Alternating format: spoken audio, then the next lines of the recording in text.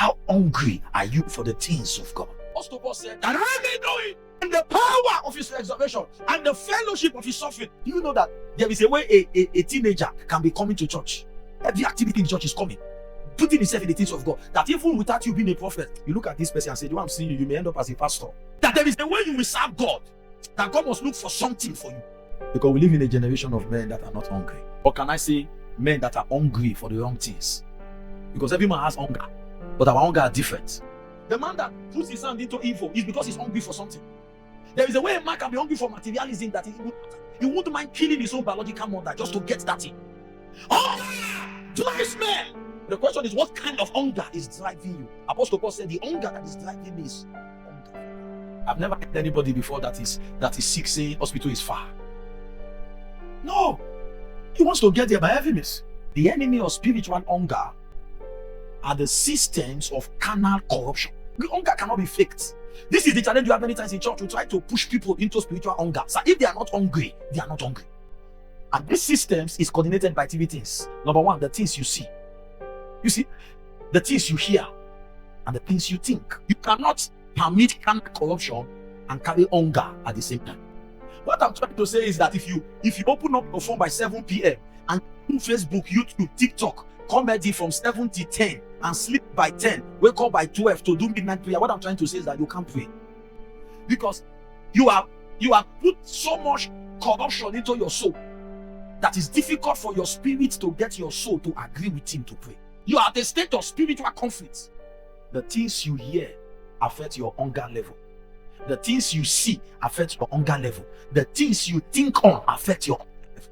That's the reason why our patriarchs of Christianity brought in closing of eyes when prayer is going on. You know, there's nowhere in the Bible that says close your eyes when you are praying. Alright? It's not, closing or opening your eye does not change the answer to your prayer. But our patriarchs along the line brought in closing your eyes and say close your eyes and pray. Because they understand that even when you are praying, your eyes can also open you up to corruption. Sometimes what you are seeing with your eyes can distract your spiritual concentration. If you are going to stir up hunger, you must now go for systems of spiritual growth. The same way, by the things you see, by the things you hear, by the things you think. Because whether you will be hungry or not, it's these three things that will determine it. What you see, what you hear, what you think. There's nothing bad in having friends that you can gist with. But if it's only friends that you can gist with, I mean secular matters that you have, even that is part of the systems of the devil to kill your hunger. There's already a weapon fashioned against you that will prosper. And all the friends you have is to gist. I you see what's happening now?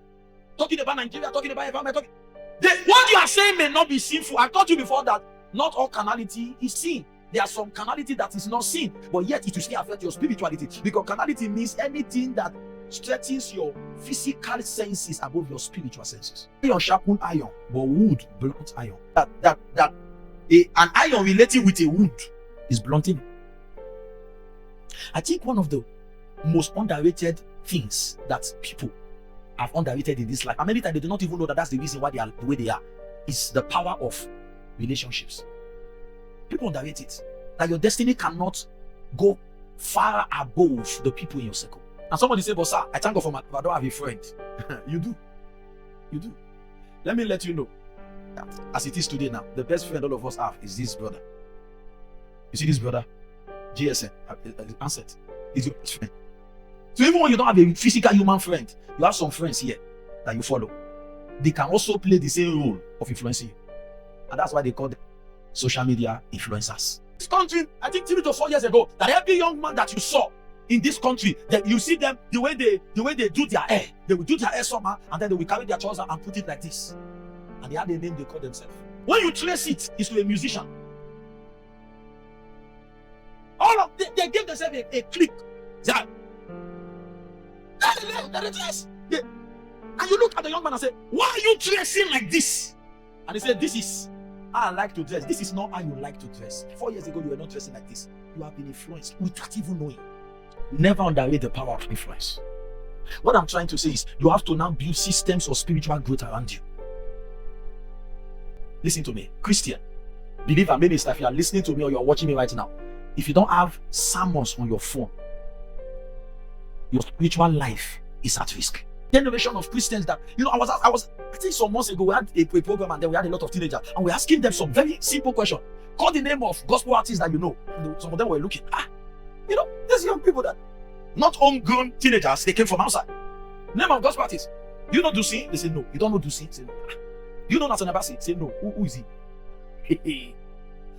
Dear believer, if you don't have gospel songs in your spiritual life is at risk.